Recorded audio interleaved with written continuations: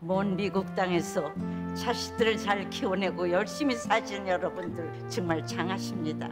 안녕하세요. 전원주입니다. 전쟁도 가난도 겪은 우리 세대는 참 눈물겨운 세월을 살았죠. 아메리칸 드림을 이루기까지 여러분들의 세월이야 어떠셨겠습니까? 건강 관련 프로그램에 출연하면서 요즘 제가 깨달은 건요, 양 한방을 잘 결합하는 게 최고의 건강 관리라는 겁니다.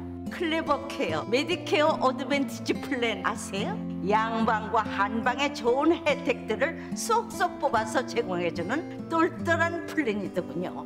우리 한인의 건강 문화도 이해하고 실력 있는 한국 의사와 전문의를 척척 연결해 준다니 얼마나 똘똘합니까? 이제 우리도 똘똘한 클레버 케어 플랜으로 150까지만 사십시다.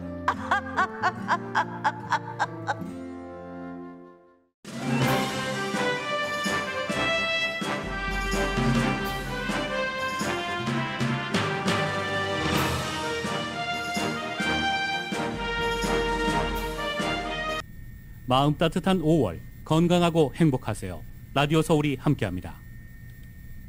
강혜신의 오늘의 미국.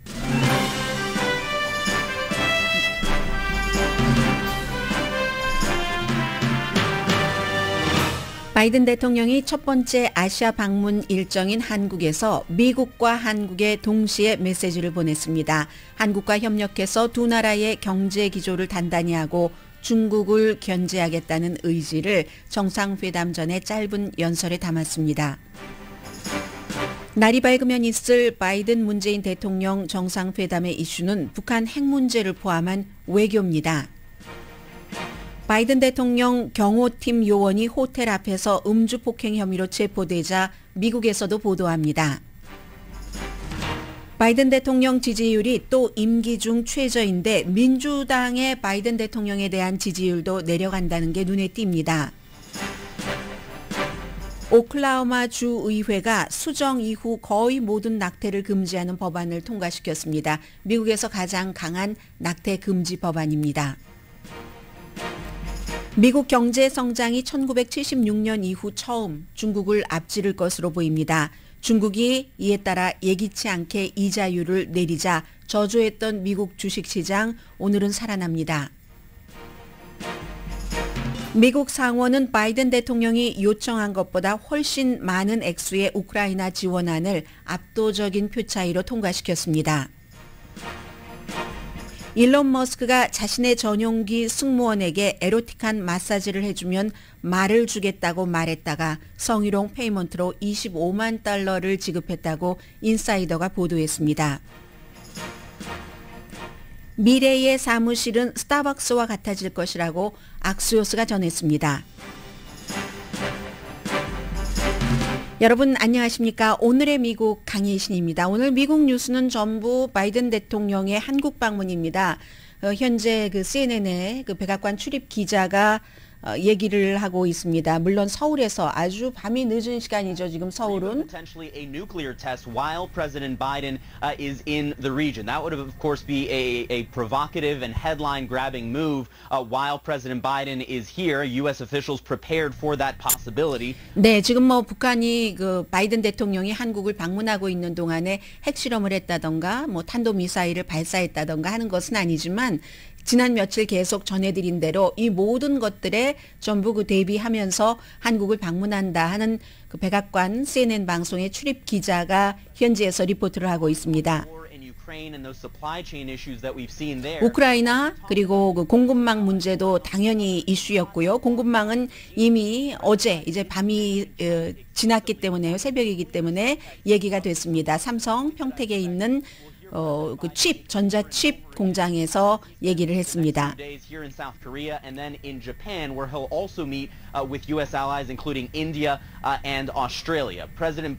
이제 한국을 떠나서 일본으로 가면은 역시 미국의 동맹국인 인도, 호주 지도자들도 만난다 하는 얘기를 하고 있고요.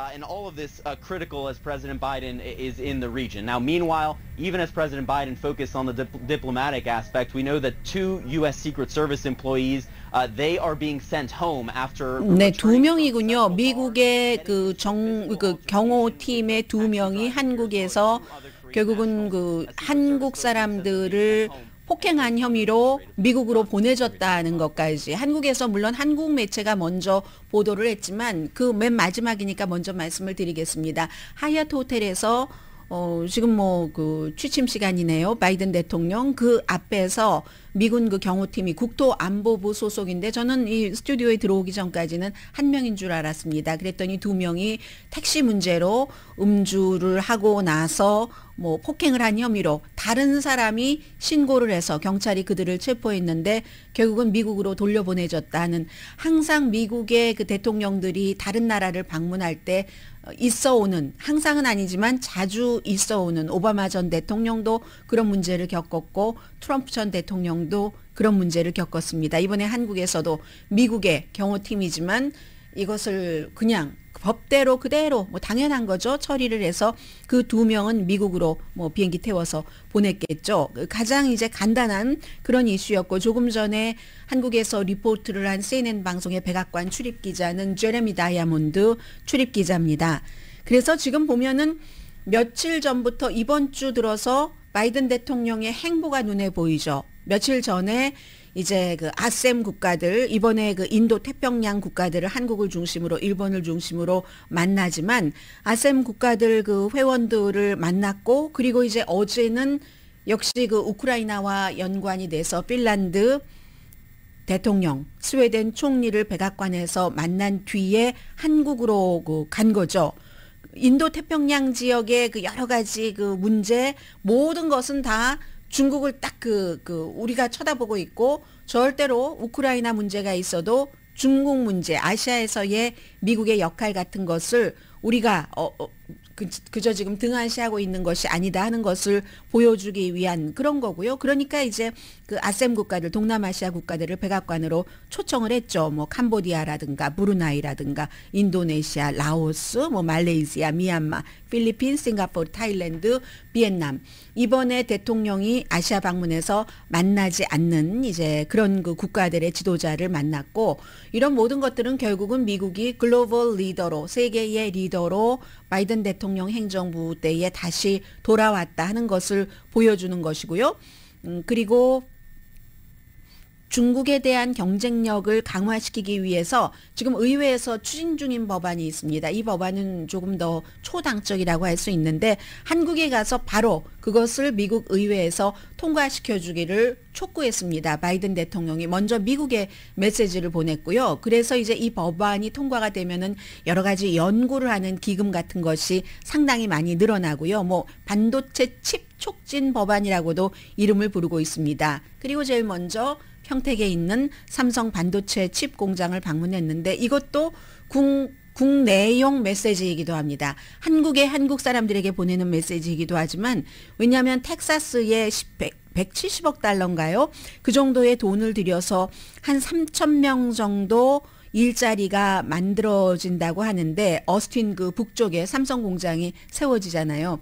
그런 것들이 미국에도 만들어져서 미국의 일자리도 만든다 하는 것을 바이든 대통령이 미국 국민에게도 보여주고 싶었던 겁니다. 그래서 오늘 아침에 그 워싱턴 포스트를 보면은 그 삼성 그 칩 공장에 갈 때 이쪽에는 그 이재용 부회장이 있고 또 이 윤석열 대통령과 같이 갔는데 워싱턴 포스트의 표현은 윤석열 대통령과 바이든 대통령이 돌아가면서 차례차례 교대로 이 삼성 공장의 기술 발전, 혁신이 어느 정도인가 한 것을 대단히 그 홍보를 했고 두 나라가 일자리 사이에도 뭔가 교류할 것이 있다. 이 같은 것도 강조를 했다는 거죠. 그리고 함께 그 혁신적인 기술을 어떻게 해봐야지 된다. 200명 앞에서 사람들이 제법 많은 것이네요. 미국에서 이 같은 공장에 방문을 해서 대통령이 어떤 의도를 가지고 연설을 할 때는 200명까지 모아놓지는 않는데요. 거의. 그래서 200명 정도가 있었다고 하고 두 나라가 힘을 합치면 세계적인 경쟁력이 대단해진다. 두 나라에 다 좋은. 더군다나 이 공급망 문제 같은 것을 상당히 강조를 했고요. 이것도 역시 미국 사람들에게 뭐 반도체 칩 같은 것이 모자라서 지금 자동차 계속 비싸고 중고차건 새로운 자동차건 다른 물가도 비싸지는 이런 것들을 없애기 위해서 대통령인 제가 한국에서도 노력하고 있는 겁니다 하는 것을 보여준 거죠. 중국에 대한 경쟁력을 얘기하는 것이기도 하고요. 국가 안보에 대해서는 당연히 뭐 미국과 한국과의 관계, 여기서도 바이든 대통령이 푸틴이 얼마나 잔혹한가, 그 같은 그 잔혹한 전쟁을 일으킨 사람들, 그 도발을 비난을 했고, 이것 역시 가치가 서로 다른 국가에 의존을 해서 공급망을 만들어 놨을 때 나중에 갑자기 알 수 없는 어떠한 대가를 치르는가 하는 것을 무척 강조를 했습니다. 가치가 있는 그 서로의 그 공동적인 민주주의 가치를 공유하는 국가끼리 공급망을 확장해 가야지 된다 하는 얘기를 했고요. 윤석열 대통령에 대해서도 미국 언론이 이제 똑같이 보도를 합니다. 한국과 미국은 반도체 기술을 함께 개발한 이 역사가 있는 나라다. 그게 또 이제 미래 국가 안보의 자산이 되기도 하고, 두 나라의 파트너십이 테크놀로지와 세계 이 공급망에서 굉장히 단단해지길 바란다. 바이든 대통령이나 윤석열 대통령이나 한 얘기가 똑같습니다. 거의 이제 닮은 꼴입니다. 전략적인 그 확장, 동맹국과 미국이라는 나라와 전략적인 안보에 있어서의 동맹, 이것을 훨씬 뛰어넘어서 이제 더 다른 경제적인 것을 하기를 원하는 게 미국이기도 하고, 그래서 지금 이번에 인도태평양 경제협력체에 한국이 참여한다는 것을 이제 윤석열 대통령이 발표를 한다는 거잖아요. 이게 미국이 제안을 한 거죠. 인도 태평양 그쪽에서의 경제 그 워킹 그룹이라고 할까요? 그런 부분. 이 부분은 예전에 그 트럼프 전 대통령이 그 환태평양 국가들과의 경제 이런 협력 같은 것에서 탈퇴를 해버렸잖아요. 뭐 TPP에서. 그 이후에 바이든 대통령이 들어와서 이 지역의 경제 다시 해야지 된다 해서 새로 그 도입을 한 것이고, 한국도 이번에 참여한다 하는 것을 발표를 한 건데, 미국의 거의 모든 매체가 똑같이 얘기를 합니다. 그런데 한국이 중국과의 그 무역 그 거래가 굉장히 많기 때문에, 그럼에도 불구하고 윤석열 한국 대통령은 중국에 대해서 인권 문제까지도 그 이슈화할 이런 신호를 보인다라고 얘기를 했고요. 역시 윤석열 대통령 한국 측에서 보도를 하는 그런 그 USA 투데이와 다른 많은 매체의 보도입니다. 한미 동맹을 얘기를 하면서 그 세계 무대에서의 한국의 역할, 그리고 북한 이슈에 있어서의 재설정, 이건 아무래도 진보 행정부 문재인 그 대통령 때와는 조금 달라진다는, 강경해진다는 그런 의미가 되고요. 중국의 영향력에 아무튼 이 한국도 다변화 같은 것을 하겠다 하는 형태로 미국과 그런 그 협조도 더 열심히 하면서 글로벌 공급망에서 중국을 완전히 배제하는 것은 아니다 하는 점까지도 강조를 한다는 거예요. 동시에 의존도는 줄이되 계속 무역은 해나가고 미국과의 관계도 강화하겠다 하는 이런 내용이요. 그래서 이제 만약에 좀 전에 제레미 다이아몬드 CNN의 그 백악관 출입 기자도 얘기를 했지만, 북한이 바이든 대통령의 방한 기간 동안에 이제 날이 새면은 회담을 하고 북한 문제에 관해서도 우크라이나 이런 이슈도 들어가겠죠. 그리고 나서 이제 만찬까지도 하고 하는데, 그 사이에 북한이 어떠한 일인가를 저지르면은 당연히 이제 도발이라고 보는 것이고, 미국 대통령이 한국에 가 있을 때 북한이 이 같은 그 도발을 한 적은 뭐 없으니까는요, 그 언유주얼할 것이다. 그렇지만 만약에 그런 일이 일어난다면 우리는 그 한국과 뜻을 같이 하고 한국을 위해서, 주변 국가를 위해서 할 수 있는 모든 일을 다 대비했다는 것을 다시 한번 그 강조를 하고요. 미국에서도 역시 바이든 대통령의 방문이 윤석열 대통령에게 얼마나 중요한가 하는 것, 뭐 여러분들 다 알고 계시는 그런 경험도 없는 정치인인데, 정치인으로서 정치를 해본 적도 없이 대통령에 당선이 됐는데, 당선되고 나서 불과 뭐 열하루 만인가요? 그 정도의 미국 대통령과 정상회담을 하게 되는, 한국 대통령이 오랜 그 정치 경험을 쌓고 대통령이 돼도 이렇게 미국 대통령을 금방 만날 수는 없잖아요. 이것은 당연히 이번에 이게 예정됐던 게 아니라 그 다음 일정인 일본에서의 일정에 이제 조금 앞당겨서 날짜를 두고 한국을 방문했기 때문인데 그게 이제 타이밍이 묘하게 맞아서 그런 것인데 그조차 이제 윤석열 그 대통령에게는 잘 활용을 하면은 굉장히 그 행운적인 이슈다 하는 것을 강조를 합니다. 그러면서 USA 투데이는 문재인 전 대통령이 지난번에 그 바이든 대통령을 만났을 때 워싱턴을 방문해서요. 이미 반도체와 전기차 그 배터리에 대해서 한국과 미국이 상호 더 잘하는 일을 하면서 보완적인 그 투자를 하는 그런 것, 뭐 인공지능 같은 데서는 미국이 앞섰고 그 밖에 여러 가지는 한국이 앞섰고 하는 그런 것 있잖아요. 그것을 문재인 대통령이 이미 그 초석을 깔아놓았다 하는 게 USA 투데이의 보도입니다. 그런데 전임자인 문재인 대통령은 중국을 자극하지 않게 하기 위해서 중국이요. 보다 이제 윤석열 대통령보다 신중하게 접근했다 하는 것도 빼놓지 않았고요. 아무튼 오늘 USA 투데이도 어제 제가 더 힐에 실린 기고문을 전해드린 것을 그대로 인용을 하고 있네요. 사람과 말을. 브루킹스 연구소의 뭐 전문가인 그 앤드류 여 이 아시안 전문가 박사에 따르면 한국은 인도 태평양 지역에서 잃어버린 고리다. 이게 한국이 딱 그 참여를 해줘야 되는데 당장 쿼드에는 참여하지 않지만 미국이 주도하는 그 인도 태평양 경제협력체에는 참여를 하겠다고 발표를 하는 거잖아요. 그래서 이제 무역, 공급망 강화, 인프라 그리고 무슨 뭐 깨끗한 에너지라든가 반부패 이런 것들을 아시아 지역에서 맡게 하는데 아시아 국가에 미국이 들어오면서 중국의 역할을 조금 중국에 기대는 이런 국가들의 이런 것들을 걸러내면서 하는데 한국이 딱 거기에 들어가줘야지 아니면 고리가 동그랗게 예쁘게 잘 연결이 되지 않는다는 이런 내용을 강조를 하고 있습니다.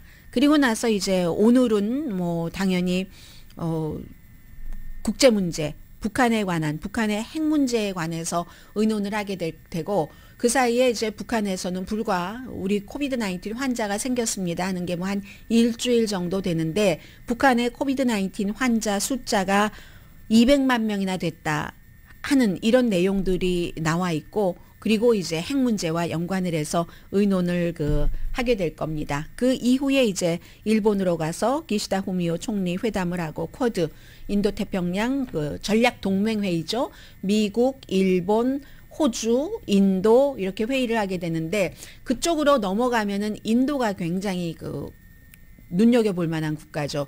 일본이야 많은 부분 아시아에 있어서 누가 뭐라고 하더라도 아시아에 있어서 넘버원 미국의 동맹국은 한국이 아니라 일본입니다. 그리고 일본이 북한 문제라든가 여러 가지에 대해서 미국이 원하는 쪽으로 많이 미국과 의견이 일치되기도 하고 그리고 일본이 본인들이 원하는 쪽으로 미국에서 상당한 로비를 하기도 합니다. 최근에 호주도 마찬가지죠. 중국과 멀어지고 중국에서 보복을 당하고 그럼에도 불구하고 미국 쪽에 더 밀착이 돼 있고 그에 비해서 인도는 민주주의 국가 가운데서는 인구가 가장 많은데 중국은 민주주의 국가가 아니니까요. 그런데 미국이 지금 저쪽 러시아 쪽과 싸우고 있는 우크라이나에 대해서 러시아를 뭐 공개적으로 확 비난을 한다던가 러시아를 제재한다던가 러시아와 고리를 끊는 것을 하지 않기 때문에 인도 총리에게 가서는 제일 강조해서 할 말이 아마 우크라이나 사태일 것 같습니다.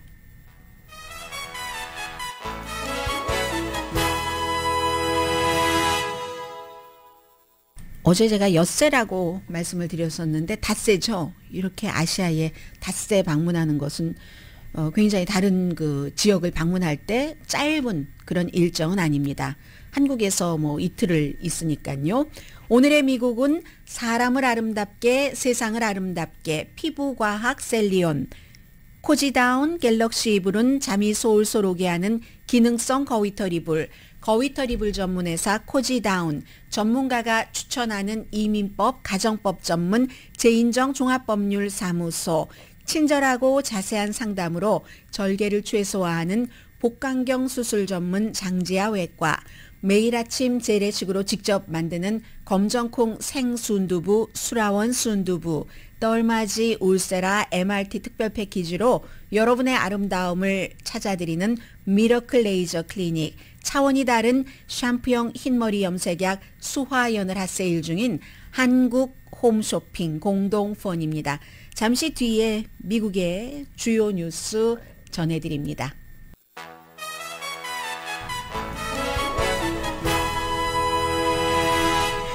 라디오 서울입니다.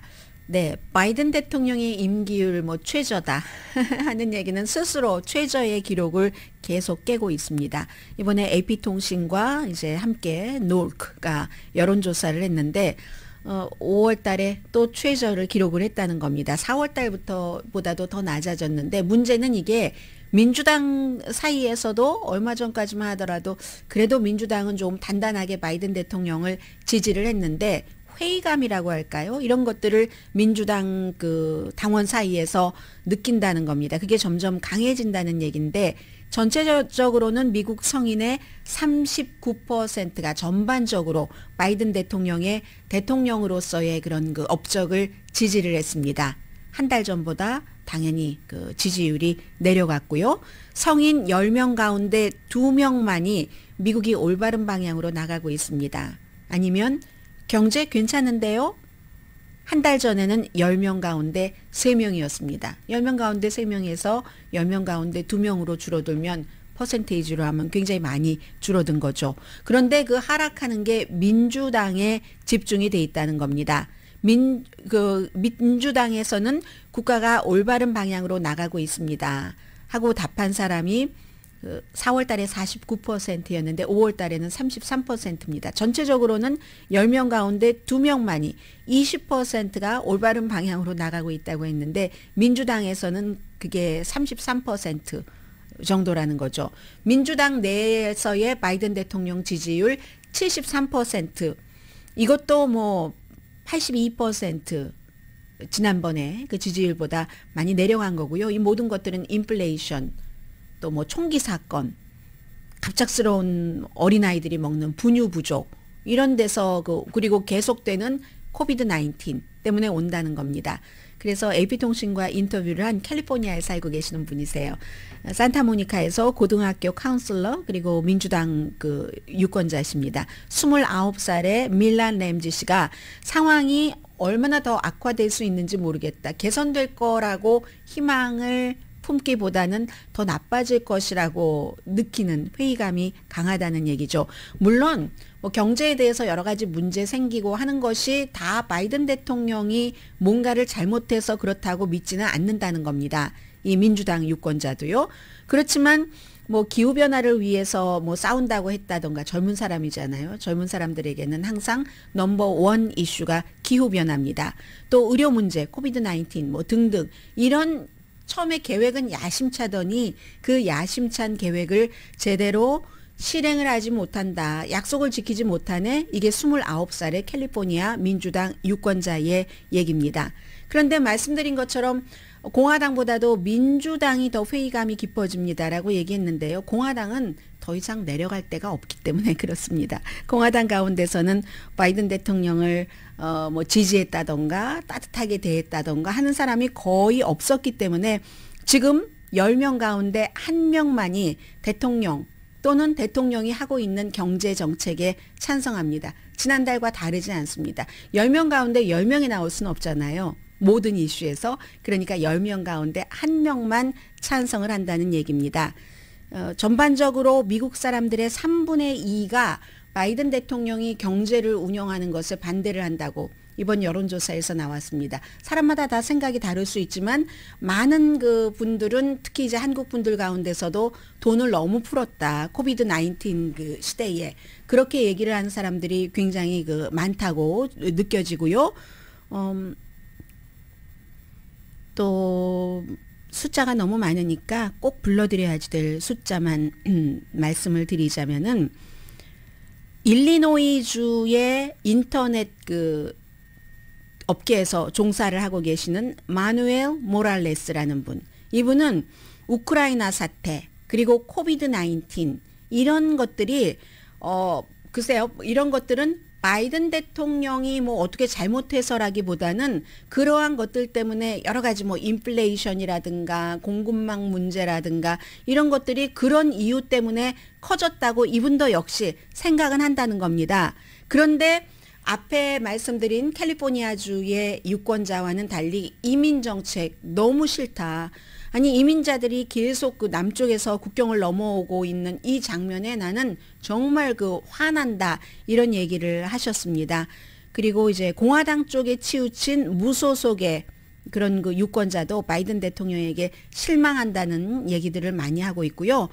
물가 상승 때문에 그렇다는 것. 물론 이 물가 상승조차도 앞서 얘기를 드린 그런 뭐 인터넷 분야에서 일을 하시는 분이라던가 캘리포니아주의 유권자처럼 바이든 대통령이 다 잘못해서 그런가 그건 아니지만 항상 이 당시에 일어나고 있는 그 일에 대해서는 선장이잖아요. 미국이라는 큰 그 배에. 그래서 선장이 책임이 있다. 이렇게 생각을 하는 거고요. 그러므로 어떤 그 대통령의 경우는 전임자가 해놓는 것 때문에 이득을 그 당시에 보는 게 있고 그리고 또 내가 조금 잘못할 수도 있는 건데 또 전임자에 의해서 또 이득을 볼 수도 있고 내가 또 누리지 못한 것을 후임자가 이득을 볼 수도 있고 그런 경우가 있는 거죠. 그래서 대통령 같은 경우도 정치인들도 조금 운이 따른다는 거잖아요. 지금 바이든 대통령이 뭐 삼성 그 반도체 칩 공장에 가고 여러 가지 얘기를 하고 뭐 미국과 한국이 협조가 잘 된다라고 했지만 그 저변에는 역시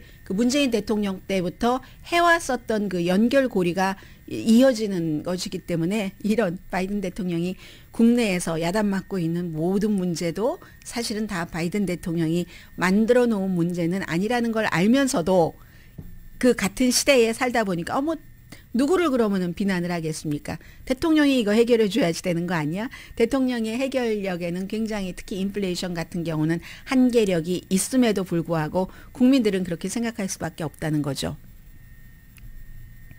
오클라호마 주 의회가 수정 이후에 거의 모든 그 낙태를 금지한다.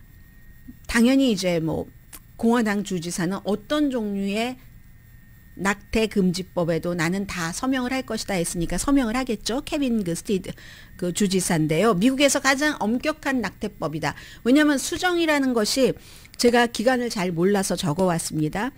난자의 생명은 배란 후 18시간에서 24시간 정도. 정자는 그보다 생명력이 길어서 이제 사정이 된 뒤에 48시간에서 72시간 정도 살아있고 생존하고 그러면 정자가 살아있는 동안 난자가 들어올 때 수정이 되는 거잖아요. 이게 얼마나 짧은 기간이에요? 어찌 보면은 텍사스주의 뭐 임신 6주일 이후 이렇게 말하는 것보다 훨씬 그래서 가장 가혹한 낙태 금지법이라고 하는 거죠. 그리고 이렇게 된 때도 사람들이 내가 임신을 했는가 하고 그 짧은 기간에도 테스트를 해볼 수 있나요? 아무튼 그런데도 그 전체적인 그 의회의 정서에 따라서 하원을 73 찬성 반대 16으로 통과를 시켰습니다. 강간과 근친상간에는 예외를 뒀습니다. 예외는 뒀지만 오히려 텍사스는 예외 안 두고 예외는 뒀지만 너무나 이 기간이 짧으니까 거의 말하자면 거의 모든 낙태를 금지한다는 것이기 때문에 그리고 역시 뭐 낙태를 그 도와준다던가 하는 그런 사람들을 다 고소할 수 있도록 그 허용을 했고요. 그러니까 한쪽에서 뭐라고 얘기를 하냐면 여성들은 여전히 필요하다면 낙태를 할 것이다. 다만 이쪽 내가 살고 있는 지역에서 못하면 그런 그 낙태 의료 도움을 받기 위해서 자신의 주를 떠나는 수밖에 없다. 하기는 한다. 꼭 필요하다면 할 수 있다면 그것 꼭 필요해서 해야지 된다고 생각할 때 하지 못하는 사람의 경우는 뭐 개인의 인생에 여러 가지 영향을 미치게 되겠죠. 그래서 이 법을 통과시킨 공화당의 의원들이 공통적으로 뭐라고 얘기하냐면 죄 없고 태어나지 않은 그 생명을 보호하는 것. 이것보다 이 세상에 더 중요하고 더 숭고한 것은 없습니다. 이렇게 얘기를 합니다. 그러면 민주당 의원들은 뭐라고 얘기를 하냐면 우리 공화당 동료 의원들이 조금 더 넓게 생각해 줬으면 좋겠다. 태어나지 않은 수정이 되면은 이미 그 낙태가 금지라는 그 정도까지 가혹하게 하는 것보다는 이미 태어난 아이들 아니면 가족계획에 관한 여러 가지 의료제도 시스템 같은 것 있잖아요.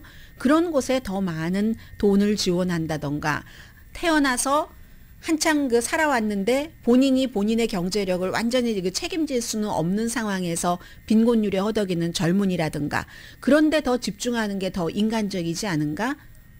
이렇게 민주당은 그런 생각을 하고 공화당에서는 또 상당 부분 뭐 복음주의, 기독교 뭐 원리, 교류의 이런 것을 내면서 앞서 그 낙태를 반대하는 이런 내용을 얘기를 하고 있습니다. 잠시 뒤에는 중국의 경제 성장에 대해서 조금 말씀을 드리겠는데요. 그런 것들이 지금 다우지수 지금은 내려가고 있네요. 제가 방송실에 들어오기 전에는 뭐 주식시장 조금 괜찮았거든요. 선물 거래도 괜찮고 아무튼 잠시 뒤에 전해드릴 내용에서는 미국과 중국의 기본적으로 이 국민 1인당 국내 총생산이 중국이 굉장히 경제적으로 크다고 하는데 막상 이 그래프를 보면은 이 정도 차이가 나네 하고 생각할 수 있거든요. 잠시 뒤에 그런 부분을 포함한 미래의 사무실도 전해드리고 또 스페이스 X에는 일론 머스크를 전신 마사지를 해주는 승무원이 그게 계약서에 의무적으로 있다고 하는데요. 잠시 뒤에 전해드립니다.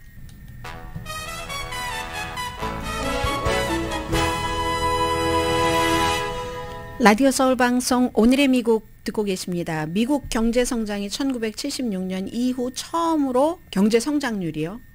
중국보다 앞서갈 것이다 하는 전망이 나왔거든요. 이거는 뭐 베이징이나 워싱턴에 전부 뭐 정치적으로 경제적으로 어떤 그 영향력을 미칠 만한 역전이죠. 76년도면 86, 96, 2000 40 몇 년 만에 처음이네요.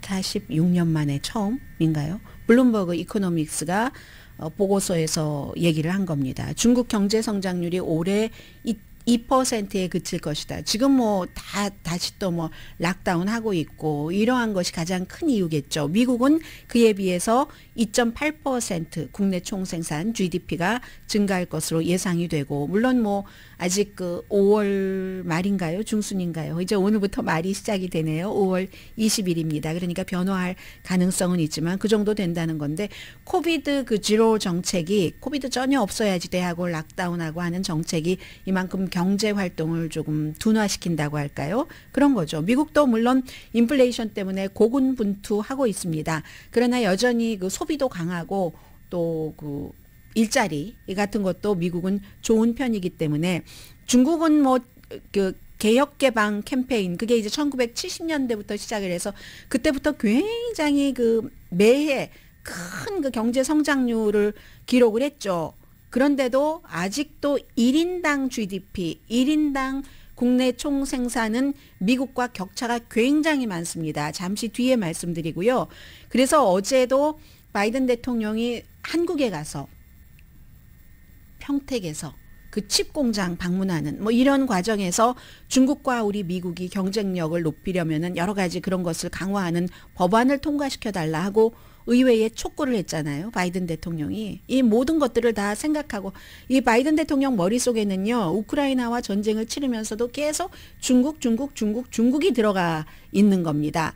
그리고 이제 중국은 정말 전례를 깨고 삼선 바라보고 있는 시진핑 중국 국가주석 에게는 2% 경제 성장률이다 하면 이건 무척 나쁘죠. 뭐 예상치라기보다 목표치가 중국은 올해 5%였습니다.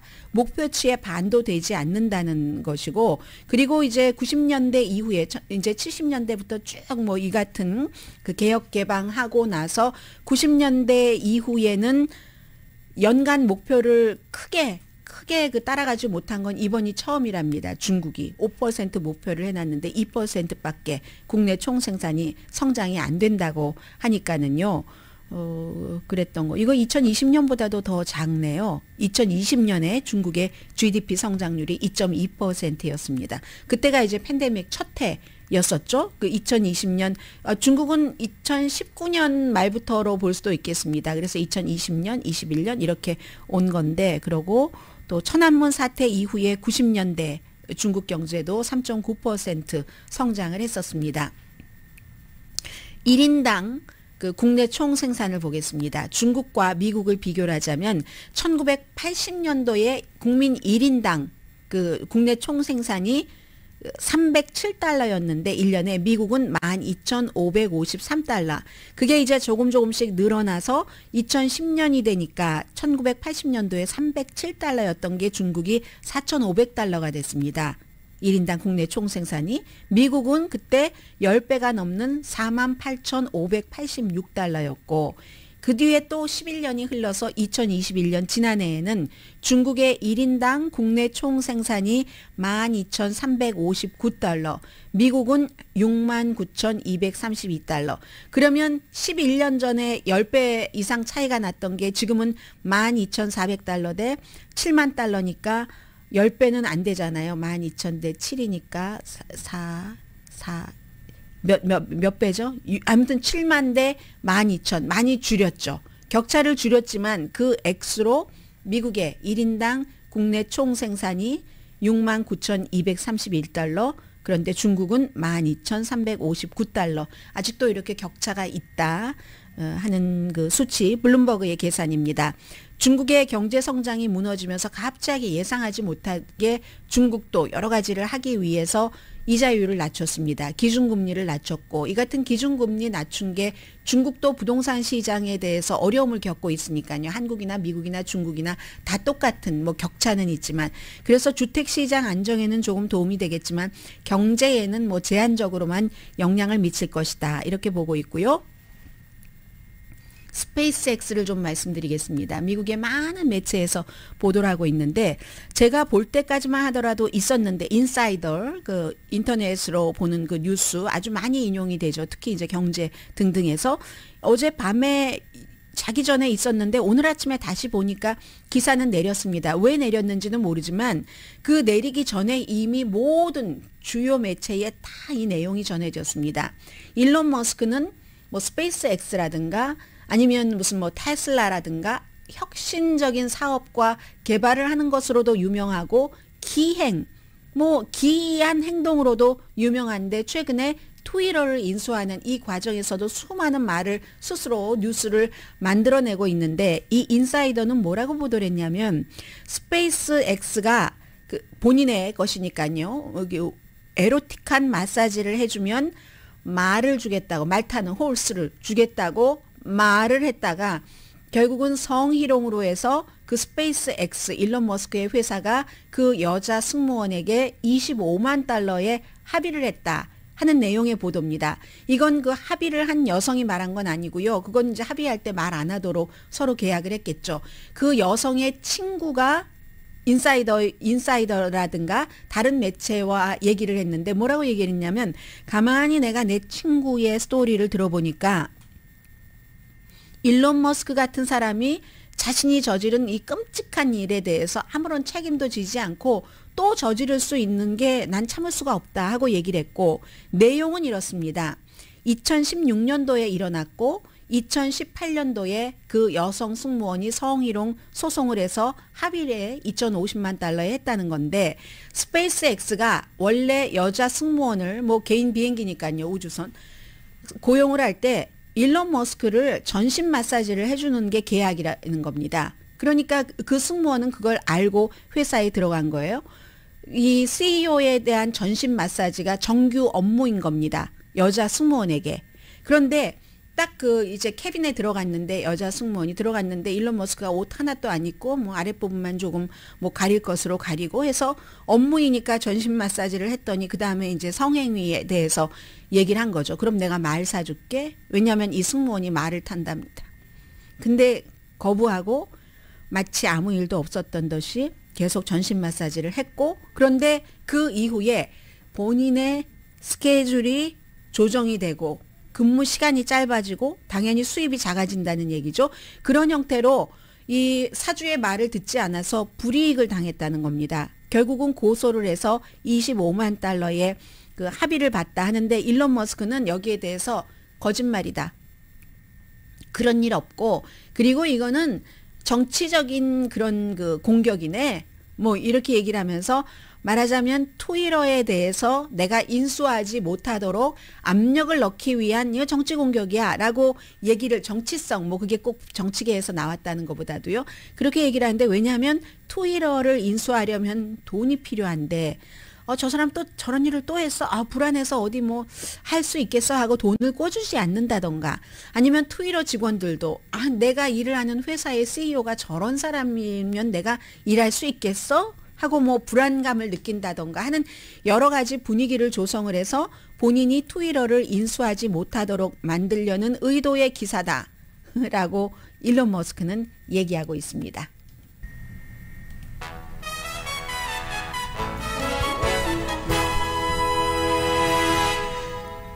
라디오 서울 방송 오늘의 미국 듣고 계십니다. 네, 지금 87일째입니다.